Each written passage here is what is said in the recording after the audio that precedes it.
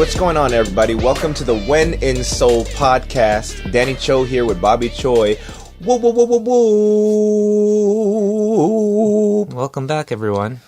It's been a while. This is our first episode of 2019. And Happy New Year. Happy New Year, everybody. Yes, Happy Chuseok as well. No, it's Seollal. Seollal, sorry. Chuseok. I keep getting them mixed up, Yeah, but yeah. Seollal means New Year, Yes, right? yes. It is the Lunar New Year. Lunar New Right. Year, yes. Back home, some people say the Chinese New Year, but other countries celebrate it too. So we will call it the Lunar New Year. Lunar New Year. Whoop, Whoop, whoop. whoop, whoop. It's 2019. We kind of took a little break just to kind of re-energize, kind of not see each other for a month just because we were getting... We needed a break from each other. Yeah. Let's just call a spade a spade. Yeah. I don't think Koreans know that phrase. I don't really know the phrase myself. Yeah, yeah. I've never used that phrase ever before. I only know spades from like the poker. Yeah. How come they can't call a clover or a heart or Yeah. a diamond, you know? I haven't spoken to many people since we last. Yeah. I just kind of fell off the face of the planet for the past month, I'd say. I'm still off of social media. Yeah. But I'm happy to say that I'm going to come out soon of my closet? come out of the hibernation, as they put it. Got it. So Got I it. was ready to almost not do social media at all. But then I figured out, at least for myself, why I need to be back on. You know, as much as I'm annoyed with the world through social media, also I feel like it could be used for good as well, you know, and it's better that I contribute and be more mindful of what I post myself and try to put positive things out there. Good. So basically, this break gave you some time to think. It's not, I don't want to say New Year's resolutions, but Yeah, more I along guess the lines so. of what makes you, how can you make this work for you? Like, I felt like if I just gave it up and I just, like, denounced it, I'm almost saying that everyone else is crazy and I'm not.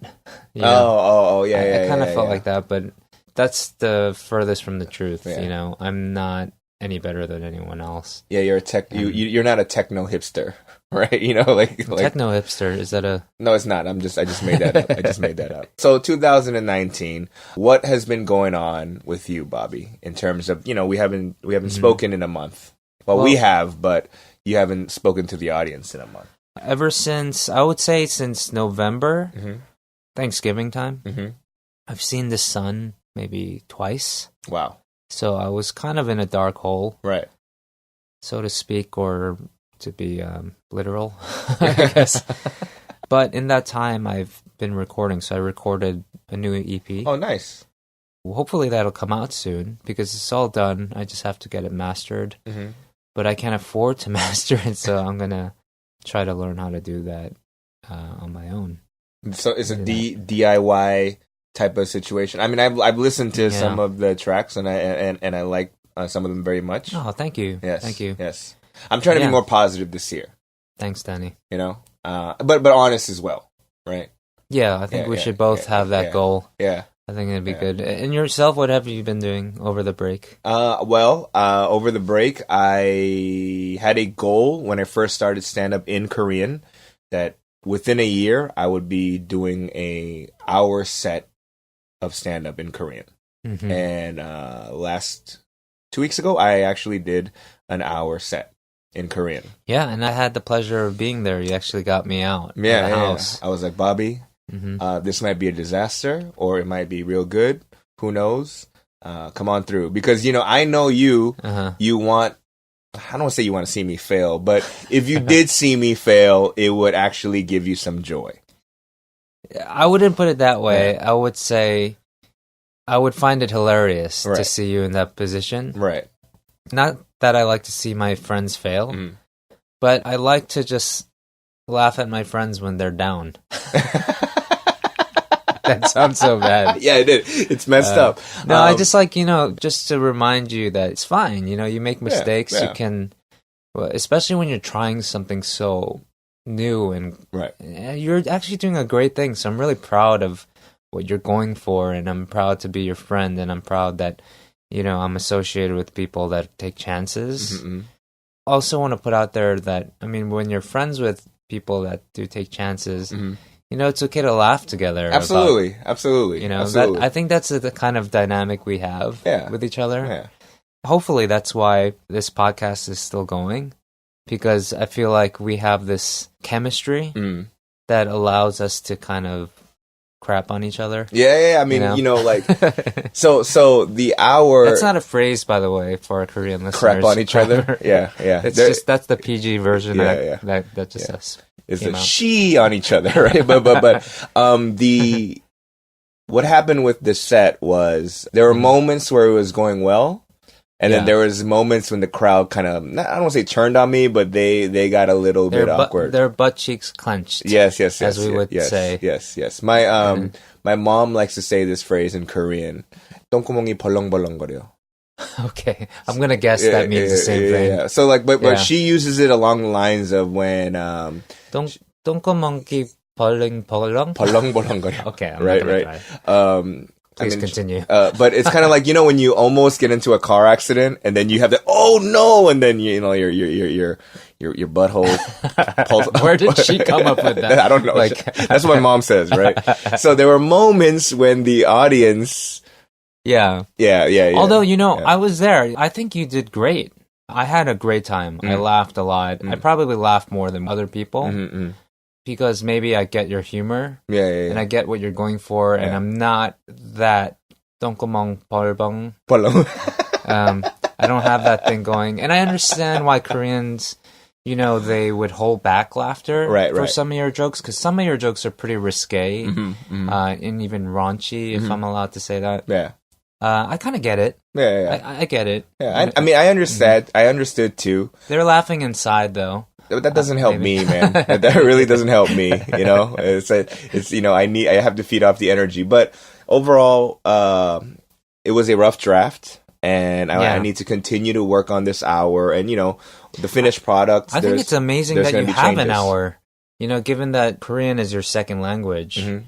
You came to this country that you never lived in before. You never left East LA, right? And so it's incredible. I don't think there's another kind of human being like yourself that has an hour special that's not Korean, in Korean. Right.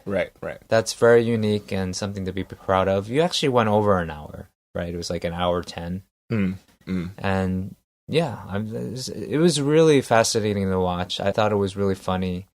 I thought it translated well, but then again, I'm not Korean, so have you had the chance to talk to Korean listeners or the audience members or other comics that saw the set? I've gotten some feedback, and they were like, well, first of all, they're like, well, you know, we're in no position to give you any advice, right? One. But number two, they were saying that they believe that because the way I'm wording certain jokes, vocabulary usage, word usage might trigger certain like uncomfortable feelings. Okay. And so, you know, if I smoothed out some of that vocabulary usage, it might actually work, because they've seen me do these bits in like bits and pieces, right? Not like a whole hour, but they've seen me do raunchy sets before and the crowd reacted well. Right. So one thing is, it really depends on the audience, whether or not they'll like it or not. But more importantly, they believe that in order for it to be a little bit more I guess universally liked or close to, you know, mainstream, certain phrases need to be either cut out or massaged into it, you know, to make the audience feel comfortable laughing at something that's not raunchy, you know, or so that's raunchy. You're actually fighting on two grounds. You're trying to explore this new world of stand-up comedy in general in Korea, but you're also at the same time tackling issues of what's taboo or whatnot, and what you're allowed to say. I guess. You know, you got to push. In my opinion, I feel like, you know, people need to push the envelope a little bit. Okay. Because if not, then it's just going to be, people don't like, the new people won't understand where they can like play, you know what I mean? Okay. Like, I feel like I'm not gonna say that I'm gonna just open it wide up and, you know, like, you know, just reveal myself and be naked on stage and do crazy stuff, but I feel like I can push it a little bit more compared to everybody else. You're allowed to say what is acceptable or legal, right? I guess because people people go, hey, it's forgivable because I'm not a full-blown Korean, like I'm from the States, so they'd be like, oh, we get it, this guy he's not not programmed with us. And these jokes that people are having a hard time laughing at, you're not trying to teach them something, you're not trying to you're not trying to implement your beliefs on or project them onto Koreans. Absolutely not. No, it's just kind of like, well, these are the things that I went through, Anyway, it was fun though. I had a good time. It was a rough draft, right? And so, I keep on working on it until it becomes a final product, right? So that was my kind of, for a few weeks, my biggest stress, or the thing that I was just working on the most. And now that it's done, now I gotta, become a better comic. And then we have to do the When in Seoul podcast and try to make a more fun and entertaining show. Yeah. With that said, it's good to be back. Yeah. I've been itching to get on the mic again. What are you, a rapper? Spit some truth, You heard? Yeah, word. But I was encouraged because during that break period, we're getting like emails and comments from people, from listeners, and they were very encouraging. We got a handful of comments, and I was like, oh, people are actually listening. Like, when are we coming back? Right, when are we coming back? Or just, like a good job. The one that caught my attention is by someone with the nickname 봄방학. Right? Oh, so that's a nickname. It's a nickname. That's not an actual name. No. Okay. Yeah, there's no last name named Pom, I don't think. Yeah, it sounded weird, but I guess it's not weird if it's a nickname. Yeah. Pom 방학. 방학. Okay. All right. 방 meaning room, hak meaning school, and pom meaning spring. Spring schoolroom. No. It means vacation, actually. Spring vacation. Oh, 방학. Yeah. Oh, yeah. I should have known that. Yeah. Because that's one of my favorite times of the year, 방학. Right. Yeah.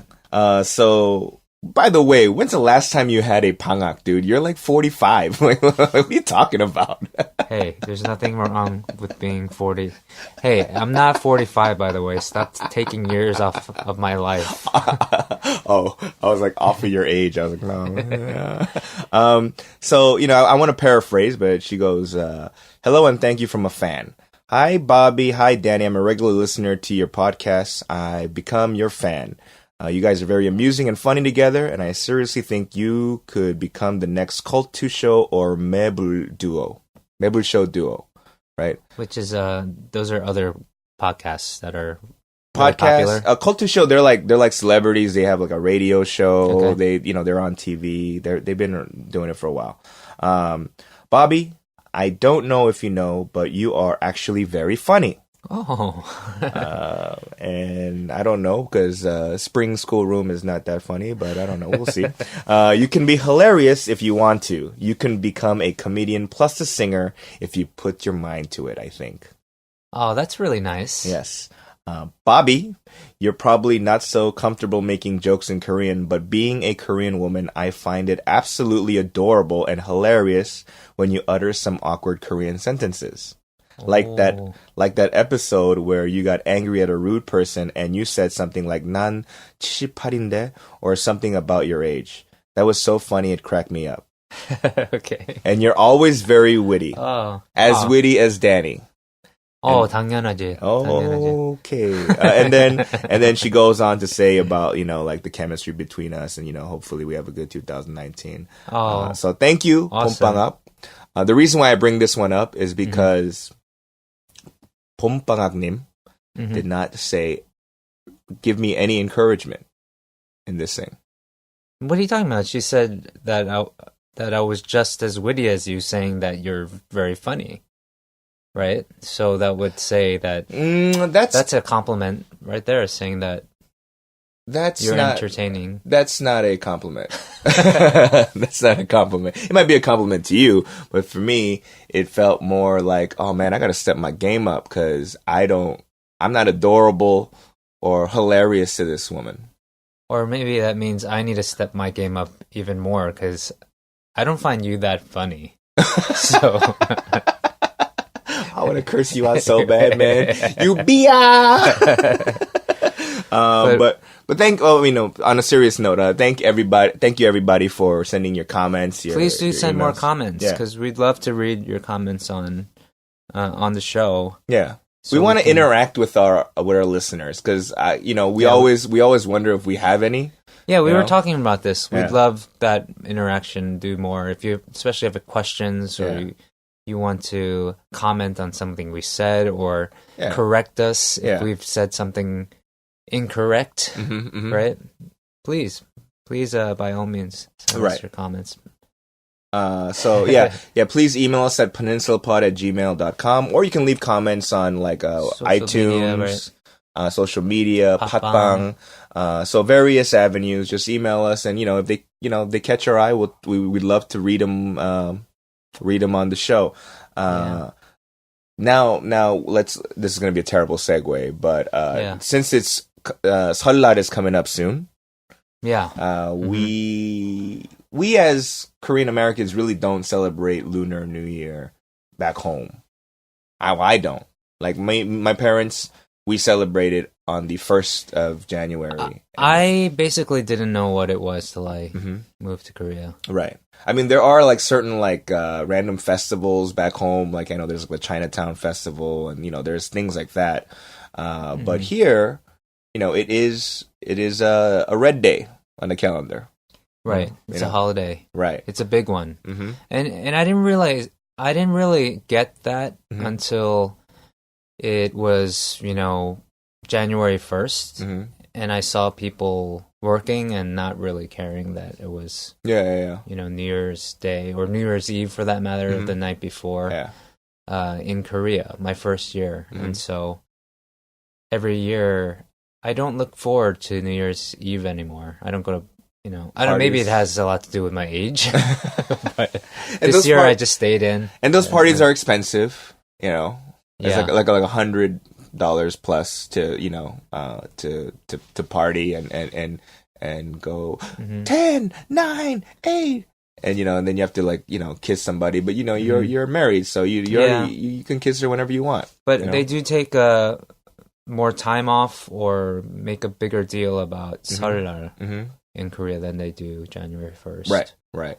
And so an article came up recently about spam. This is something I'll always want to talk about. Right. Because spam is very near and dear to my heart. Apparently it is to Koreans too. Yes. Apparently so. Yes. So the article basically comes and says that spam has attained 4 trillion won, about $3.5 billion in cumulative sales since its launch 32 years ago. That's the equivalent of 24 cans of spam per person in Korea. This is reported by the Korean Herald. The Korea Herald, yes. And so 24 cans per person in Korea. That's not accounting for the fact that I've met a lot of Korean people that don't like spam. Yeah. And then there's vegans, there's Buddhists. Right. And then there's this vegan here. Yeah. And so the last 2 years I haven't consumed any spam. Yeah. So that means that I have eaten about 50 cans of spam. That's right. Just trying to figure out a way to say that in a nice way. But the reason why we bring this up is because spam, usually when you go to a family's house, family member's house for 설날 or for any sort of holiday in Korea, you have to bring a gift, And so for my family back home, when we went to other families' houses, we would give Korean fruit, Korean pear, or whatever, right? Box of pear. Yeah. Is it anyway? but here they gift spam. Yeah. Now if you gave okay, let's say for Christmas you went to your white friend Chad's house, right? Yeah. And you brought over a briefcase of spam. Right? Yeah. They will look at you is there a practical joke? Yeah, or is there some natural disaster that's gonna hit us? What's going on? What's going on, right? But here it's a gift. Apparently, the sales of spam accounts for about for gifts accounts for about 60% of sales in Korea. Right. Right. Just from those two holidays of Chuseok and Seollal, it's a big deal. Yeah. You see them selling it in convenience stores, supermarkets, 백화점s. You just see those spam sets. Right. And when I first came to Korea, it was kind of a weird thing. It looked weird. It was like almost like an eyesore to me. Really? I was like, that doesn't belong there. Yeah. You know?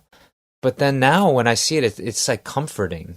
Okay. Spam has become, even though I don't eat it anymore, right? Like, it's nice to see. Like, I like. I don't know. I actually love spam. You know, I've always loved it when I was younger. Right. It's something that I'm proud that Koreans love. Right. I know there's a long history to it. We won't go too much into it. Everyone, for the most part, we all know how spam came to Korea during the Korean War. Right. Introduced by the U.S. Army, I guess, when meat and animal protein was scarce. Yeah. I guess the U.S. Army had like a lot of it, and they would smuggle it out of the bases and stuff. Right. And I guess like U.S. soldiers were sick of it. Yeah. So they used it for bartering or as gifts. Yeah. Which is funny is because I too love spam. Right. I love spam. Spam and eggs, to me, very classic anju. Yeah. I feel like, there's green eggs and ham. Yeah. I don't know why there hasn't been a children's book, Spam and Eggs, yet. Yeah. How great would that be? Absolutely. At least in Korea, they should make a children's book called Spam and Eggs. 결혼 spam. But here's the thing, though. Even in the U.S., there are a lot of people that don't like spam. Oh, yeah. Yeah. I mean, spam was associated with low-income family, I guess, or it was just like a ghetto thing, I guess, growing up. People always would make these sick faces if you talked about spam. Right. Or just or have a gag reflex when you talk about spam. I mean, there's reports, he's not American, but Gordon Ramsay, as a child, ate spam every Friday, and he hated it so much. That's why he became a chef, so that he would never have to eat spam on Fridays, right? Yeah. But my point is that I love spam. I don't know what these guys are talking about. They're not. It's not healthy for you, but it's so good. It's so good to me that if I meet someone for the first time and they go, "Oh yeah, I'm not a fan of spam," I look at them and be like, "We can't be close friends, man." They can be really cool, really nice, whatever. But if they go, "Hey, man, I can't eat spam," I'll be like, that's where the relationship, it doesn't get any farther than this. I used to feel that way about people that didn't drink. Yes. Used to. I still feel that way. Well, I don't feel that way anymore because I don't drink as much, I guess. Right. Because of my health issues. Yeah. I don't drink as much as before, so I understand. If it's health-related, you get a pass. Right. But I think it has to do with the fact that if you're getting drunk and they're not, then it's like this thing you feel like you're on different planes, I guess. Absolutely. And the same goes with spam. If they're not eating spam, they're not filled up with disease and with preservatives and sodium. So the thing for you is if you're eating spam, which is very bad for you, and you meet someone that doesn't eat spam, you're almost like, what, you think you're better than I am? Kind of attitude? Is that what it is? Well, it's that, plus I won't trust this person's taste buds. Okay. Like if someone goes, "I don't like spam," and then go, "Hey man, there's this new restaurant near my neighborhood. You want to come check it out?" You're not going to try it. I'd be like, "You don't like spam? What are you talking about?" Have you ever seen that show, Bizarre Foods with Andrew Zimmerman or something? Yeah. I used to love that show. It was on the Travel Network. Right. Back when Anthony Bourdain had No Reservations, when that first came out. Before The Celebrity Chef, that show was I loved it. I used to watch it whenever chance I got. I used to watch it. And then somewhere in season 2 or something, he said that he hated Spam. He went to Hawaii or something. He said he couldn't eat Spam. And it just totally discounted all the other episodes I watched in my mind. I was like, how can you not like Spam? This guy eats bizarre foods. Yeah.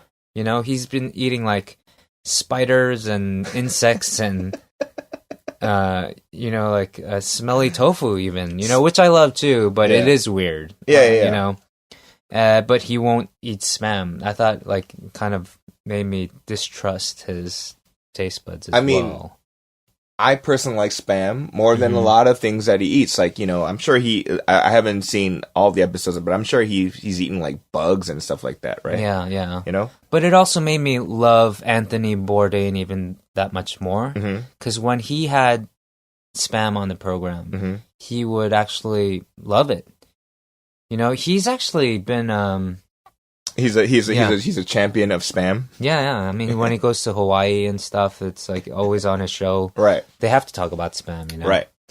So similarly, in Hawaii, the reason why Koreans they love Spam. Well, the history, and we talked about it during the Korean War, but around 1987 is when CJ Cheil, you know, in conjunction with Hormel, started making Spam in this country. That's right. Hormel is the parent company of Spam. Right. And Hormel, for those that don't know, they make wonderful canned products. Right. Like corned beef and hash. Oh, corned beef hash. I feel like that needs to make it big in Korea. I think, and I was trying to think about the way we can market corned beef and hash in Korea. We can call it 미국천.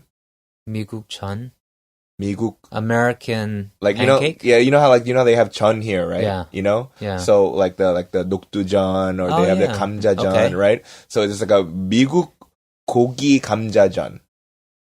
You know what I mean? Okay. But you know how like when you get that corned beef and hash, and then you just you keep saying corned beef and hash. Yeah. Is that how you call it? You've always called it? I've always just called it corned beef hash. Oh. I don't know. We got to look at the can, but I call it corned beef and hash. Okay. Right. Anyway. But you know, like when it's crispy. You know? Yeah. By the way, every time I've had corned beef and hash, got flare up. Oh, really? Yeah. Oh, man, that's bad news. Yeah. My brother and I, when we were younger, my mom, besides Spam was in the house, but corned beef hash was also a big treat for us. Yeah. And so what we would do with that can is basically, we would cook it up in a pan, but we would add a lot of rice to it. Boom.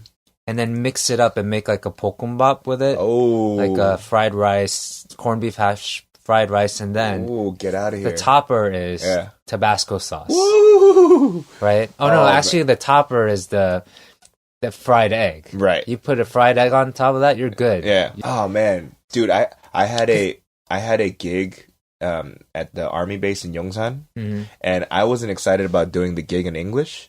I was excited about going to the PX and like seeing like American products. Yeah. And I saw corned beef and beef hash. I saw Hot Pockets. I saw like my hands were jittery, dude. I was like, oh crap, you know. That's another thing they should have in Korea. Yeah. I feel like Hot Pockets. Hot Pockets, yeah, because they have the bulgogi bake in Costco, right? Yeah, we got to put that on our checklist where we have to try to make corned beef hash big in Korea. Right. But back to Spam. Yeah, because I mean we're talking about how salty corned beef hash is. Spam is even more saltier. Right. And that's why it goes so well with white rice. Yeah. It's just the exact opposite, so it really complements each other. Right. And the kimchi too. Like I think Spam, the saltiness, it goes well with spicy stuff. You know? Yeah. You know? And so you know, sometimes Spam is a side dish straight up. Like, you know, there's no nothing to it. Spam is so easy. You cut it, you fry it, and you plate it. You know? Right. There is no, you know, you gotta like put it in a bun. But have you ever tried it raw though? I have never tried it raw. I've had it raw, straight out of the can with a spoon. I've done that. I'm sure that's how the military back in World War II ate Spam. Yeah, I mean they were. Yeah. And maybe that's why they hated it. They don't understand the when you crisp up Spam. Yeah, was it? I think it was like Eisenhower, or there was a president that served in the Korean War, and they were like saying they forgive Hormel for sending too much spam. So there was like a surplus of it. Right. I guess that's how it became so big in Korea. They just like started giving it away. Here, guys. Here, guys. By the way, this is a fact. Outside of the U.S., Korea is the biggest consumer of spam. That's crazy, right? That's pretty big. Yeah. Yeah. Because it's a small country.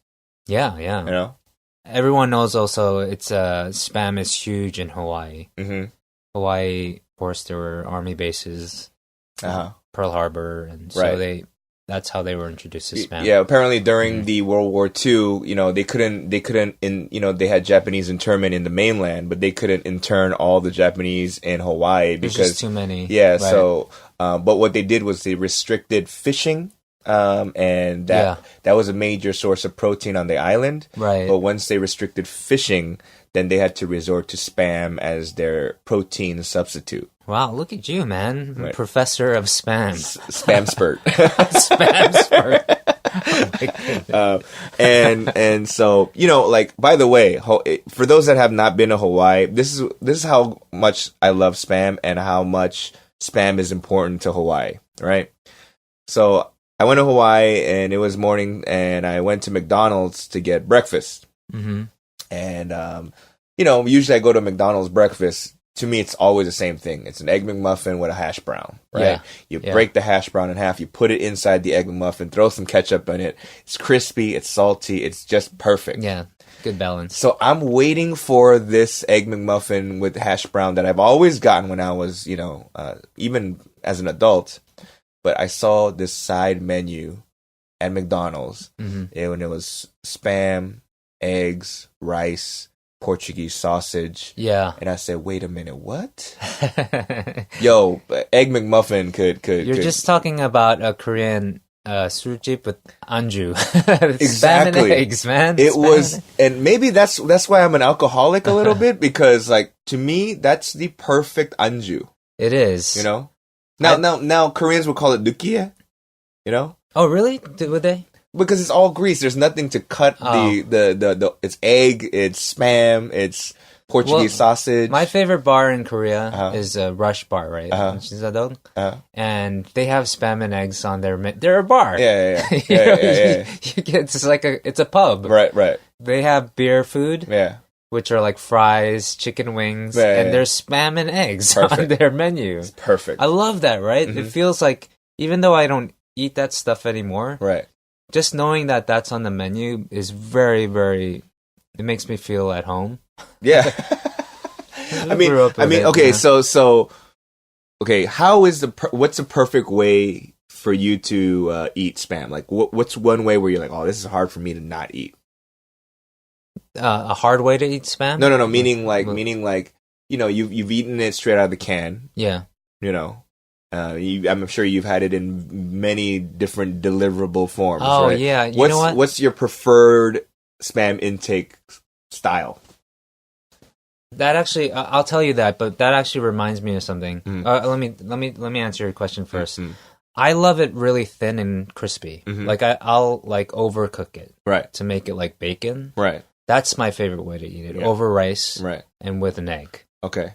And the yolk has to be runny. Oh, okay. Yeah. Okay. That's my favorite way to eat spam. Right. Over Budae Jjigae. We'll get to Budae Jjigae. Yeah. That also reminds me, probably the worst way that I've seen spam presented. Mm-hmm. Apparently they make cocktails out of it. Ew. So what they do is, they use smoked meats these days, right, to infuse liquors. Uh-huh. So I heard about people smoking spam and infusing that smoke into like vodka. Ooh.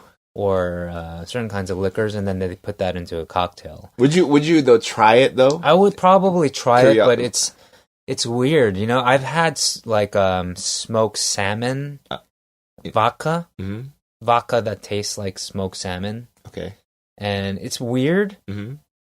But it's not something I would go back for or try to like. Okay, it's not something I would order. Yeah. Ever again. It doesn't sound appetizing to me. I just think these people just said, all right, let's just do something crazy, right? I don't know, man. Like Spam to me is like you said you ate it raw, right? Now our buddy Sun, he's one of the actors in K-Town Cowboys. One time I went to his house, and Sun's supremely lazy when it comes to cooking, right? And so most people, what they do is they pull out the whole chunk of Spam out of the can and then either cut it and then put the rest back in the can or put it in a Ziploc bag or whatever, right? Sun didn't want to wash a knife. Okay. So what he did was he got a spoon and he scooped Spam out of the can and threw it on the fry pan. Oh, like that. Yeah. Okay. So it made looked little melon balls. Yeah, Spam. but they weren't circular. They were just like, it was weird. It almost looked like tteokguk. Oh yeah. Like yeah. that's what it looked like, right? Yeah. And so it, you know, or slices of sausages that have like puckered up. Yeah. Okay. So I'm like, what are you doing? Imagining it. Because I mean, I'm not expecting him to like plate it like a restaurant or whatever. Right, yeah. But it looked weird. I mean, it tastes the same. Yeah. You know? I mean, yeah. Okay. I don't know. It just reminded me of our buddy's Son because I remember going, I've never seen anyone that lazy that didn't want to wash out a knife and just scoop up Spam and throw it on a pan, you know? There's a pub in Hongdae that sells Spam fries, which are basically Spam cut up into like fry shapes, shaped like fries and battered and deep fried. Ooh. That's pretty rough. I don't think I could go that far. Like have you tried it? I haven't tried it. I'm curious. Yeah, I don't know. I think that's where the bar for me is kind of like so your favorite way fried is Spam is not like deep fried Spam. Yeah, that's kind of taking it too far. I mean, I figure at that point you should just go hard or go home, really. Yeah, after a few drinks, maybe anju. Spam as anju is a great idea. Yeah, maybe. Maybe. Now, here's the thing: in Korea, there's a lot of imitation Spam. Yes, it's different. It's not Spam. It looks like Spam. It has the same can shape, maybe different colors. Have you tried those? And are you a fan of fake Spam? I have tried them, but there isn't a single brand that can hold a candle to original Spam, which is imitation Spam, I guess, which is weird to say because it's like almost like imitation meat. It's a fake of a fake. But I guess I get it. I get why they would make, imitation Spam. But I almost rate 부대찌개 chips with if they use fake Spam or if they use real Spam. Right. I tend to go back to the places that I think is real Spam, at least.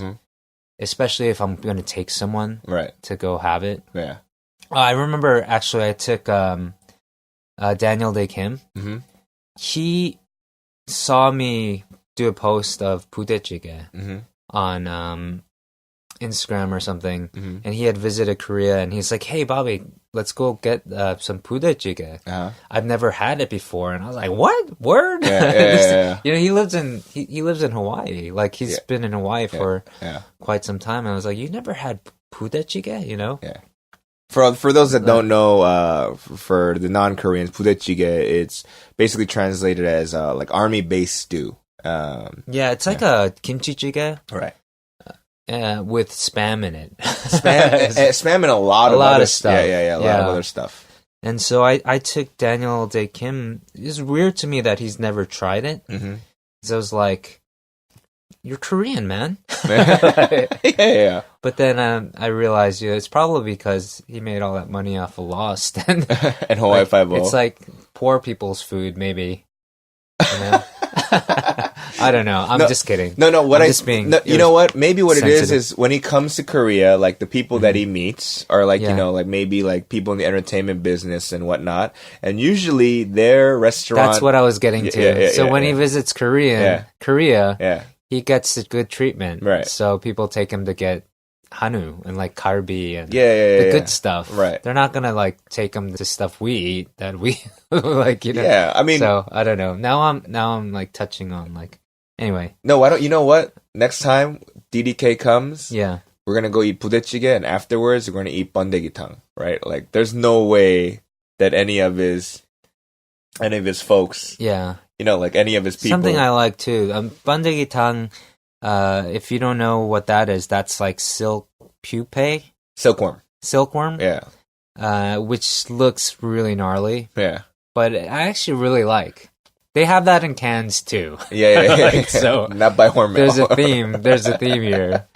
This is all just like emergency food stuff, right? I mean, like, if you haven't noticed, we're well into our podcast today, and the theme of today, if there's a theme, it's spam. It all stemmed from an article that we passed on to each other about spam, right? And just its popularity in Korea, and it's a big deal here. So, I mean, this is when in Seoul, you know, so it's not a random topic. It really is something that all Koreans live with every day, and we're proud of it. I mean, I love budae-jjigae, but every now and again I look at budae-jjigae, like traditional budae-jjigae, they have spam, sausages, certain vegetables, Yeah. But I was thinking about like they have macaroni, baked beans. They use that's more of, to me, I feel like budae-jjigae was the original Korean American fusion food. Like Korean and American food fusion, like it's fusion. They, like Definitely. Back home they have like the Koreans, Koreanized tacos, or our friends have the Korean sausages, so the sausages taste like tteokgalbi or whatever. But to me, the OG like concoction of Korean and American products was the budae-jjigae. Yeah, army-based stew. But is that what budae means? Yes, it means army base. Yeah. Oh, okay. Yeah. Okay. And so... but it means U.S. Army base stew, then. Well, I don't know. We don't think But so now my thought is, okay, now they have all these things. What can we do to add into budae-jjigae that would make it better? Can you make it better? Like... No, I mean, it's awesome, Like, I love tteok in my budae-jjigae, Yeah. Things like that. But I was thinking, like, what about, like, we brought it up earlier, corned beef hash? That would be weird. The consistency of corned beef hash, I would be willing to try it, though. Like, if we kind of balled it up like a meatball almost. I mean, I know it might break up. You know what would be great? In a budae-jjigae? Like a Jimmy Dean sausage. Ooh. Like a Italian sausage. Like I mean, they already have, like, hot dog in some budae-jjigaes, right? But imagine if it was that spiciness, that spicy sausage. Yeah. Or that well-seasoned sausage. Yeah. Oh, that's a great idea. Like the egg McMuffin sausage. The sausage egg that patty. Yeah, in bits. Yeah, in bits. And you throw it in there, right? That's a good idea. What about, like, they have pho. In Vietnam, they'll have, like, French baguettes. Oh, the banh mi? Yeah. Yeah. And you dip that into the broth. What if you had a French bread and you dip that into the budae-jjigae? It's almost like a au jus. Yeah. Right. It's like a French dip for it's a Korean dip. I like it. I like it. By the way, I know when you say banh mi, I have a Korean American Vietnamese joke for you. Okay. All right. Why are Vietnamese sandwiches so perfect for sharing? I don't know. Pan mi, pan you. Anyway. Boo! Boo! Wow. Man. Dang, that was an aje gag, a dad joke. Well, but it was, thank goodness your livelihood doesn't depend on your your humor. It's like you actually we did talk about this before. There's an ingredient that I think everyone needs to go out and try right now. What? And add to their budae-jjigae. What? You see how I just moved past the joke? Right. I like that you have focus. I'm excited to talk about this. And we're going to wrap it up soon, but we have to talk about adding chicken McNuggets to budae-jjigae. Like McDonald's chicken McNuggets. You know what? I'm curious what it tastes like. I've never tried it. I mean, it can't be like in there to boil with and stew up. I think it'd be good to like still have it crispy. Just throw it in there at the last minute. Right. And I don't know. That sounds like a good idea. With all this McDonald's talk. Because there's gonna be a little bit of the budae juice, the 국물 that kind of soaks up into the skin. Yeah. Ooh. But if you can still keep it crispy, but have that in there, I think that's another. So you can't just dip it like it's like barbecue sauce, right? It has to kind of like live in there. It has to live in there for a bit. Right? Yeah, let it be in there for a little bit. Right. But I mean, it's not far off from Spam if you think about it. Right. It's chicken. Right. But what parts of the chicken? You know, it's like come on, it's like chicken for Spam. Right. Like pork is for Spam. Right. Like it's chicken. Yeah. Yeah. You know, like why not? You know. Corned beef hash is like the equivalent of beef for. Yeah, it's just. Or have you ever had a deviled devil's food? Devil's food? Yeah. You know, like it looks like cat food packaging. Like is that does, small? Yeah. It looks like it too. Yeah. But you put those on crackers and stuff. I think it will get lost in that stew. Yeah. But what I would do broken up is because how I ate. Because I'm a liquor store baby, right? So when like my parents were gone, they left me in charge of a store at 14, and they were both out like taking care of errands. Hey man, it was the 80s, like right. So I had to eat food, from the store, And sometimes what I would do is I would get a bowl of rice. I get that devil's food, that ham, and then I would spread it onto the rice. Yeah. But now what I'm thinking about is I'll spread it on the rice, but then scoop up a spoonful and then dip it into the 부대찌개. Okay. You know what I mean? So there's that spicy that soaks up in the rice. That could work. You know? That could work. Man, this is definitely like the least healthiest episode that we've had. Like this is like for two people that have gout, we're talking a whole lot about Spam and just overall like canned goods. Also, me being vegan for the most part, like it's a weird conversation to have. But you're the one that brought up chicken McNuggets, bro. It is Seoul yeah season, so right. A lot of Spam's going to be around at all the convenience stores. They're already there, right? Popping up everywhere you go. Yeah, it's a big deal in Seoul, in Korea, and it's something to be proud of. I think it's cool. Korea even has the plastic cap for you to save. Yeah. Your Spam. You don't have to finish. Like I don't know if they have that. I don't think they have that in the States. They don't have the cap. Yeah, where you can. Yeah, that's a nice addition. Absolutely. Spam's come a long way from that like metal key. Oh that you used to, like have to open it up with. Oh, the metal key was corned beef still has that. Hormel corned beef, like the old school corned beef. Oh, the key. Oh, that's terrible. But and the Hormel chili. We got to talk about that another time. I love Hormel chili. Again, anyway. We gotta stop talking about this foods that are bad for us. But everybody, Happy New Year! Happy Seollal, and thank you guys for listening. If you guys have any questions or comments, we'd love to hear from you guys. Yeah, please email us at peninsulapod@gmail.com. Follow us on Instagram at peninsulapod. Apparently, some of our clips and our audio clips are on YouTube as well. I think all of them are on YouTube as well, so you can follow us there. Yeah, and please spread the word. We'd love this to be a bigger phenomenon, at least in Korea, so we can get more comments and more interaction between. Right. Listeners. Because if 봄방학님 wants us to be like the next Cult2 show, we need your help, 봄방학님, and all the other people here. And 봄방학님, please, can you write some nice things about me too? I feel a little left out. Okay? Well, thank you guys for listening. Thanks, guys. Good to be back. Today